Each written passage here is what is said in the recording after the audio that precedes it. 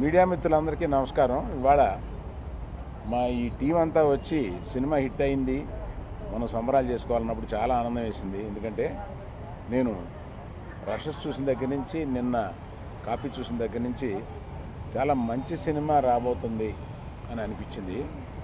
అంటే అనిపిస్తూనే ఒక్కోసారి ఈ మంచి సినిమాలకి ఎంత స్పేస్ ఉంది అంటే, యాక్షను, ఒక స్పీడు ఇవన్నీ లేకుండా స్వచ్ఛంగా ఒక కథ చెప్పారు. అందులో ఈ మధ్యకాలంలో రాని కథ ఏంటంటే, ఒక అక్క తమ్ముడు గురించి కథ. ఆ అక్క తమ్ముళ్ళలో ఉన్న కమిట్మెంట్ గురించి కథ. అందుకని ఈ పాప అక్కడ ఉంటే, నువ్వు పక్కకు రా, ఇది నీ కథ అన్న టైప్లో. ఇదే హీరోయిన్ ఎక్కడ, నువ్వే అనుకోక అంత ఈ 1.5 year కష్టపడి తీశాడు ధీరజ్. ఏంటి ధీరజ్ కంప్లీట్ చేయమంటే, ఏదో క్లైమాక్స్ ఒకసారి చూసాం, నచ్చలేదు, మళ్ళీ తీసాం, ఇలా చెప్పుకుంటా వచ్చారు. ఆ డైరెక్టర్ కూడా ప్రతి సీన్ని, కంగ్రాచులేషన్స్ బ్రదర్, ప్రతి సీన్ని అంతా చక్కగా తీర్చిదిద్దాడు. అన్నిటికన్నా నాకు హైలైటు,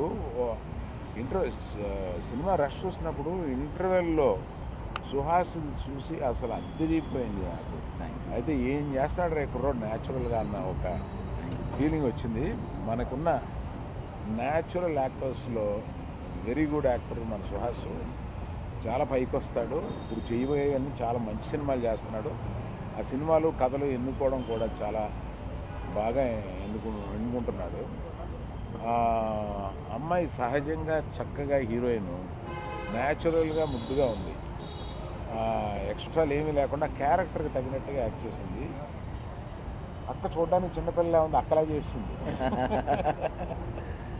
చాలా బాగా చేసింది అక్క. ఇందులో అందరూ ఎంతో బాగా పెర్ఫామ్ చేశారు. ఆ విలన్ చూస్తుంటేనే భయం వేస్తూ ఉంటున్నాను. అసలు లాస్ట్లో చాలా బాగా చేశారండి మీరు, చాలా బాగుంది. సో యాజ్ ఇట్ ఈస్గా మీడియా మమ్మల్ని అందరినీ ఇలా సపోర్ట్ చేస్తూ,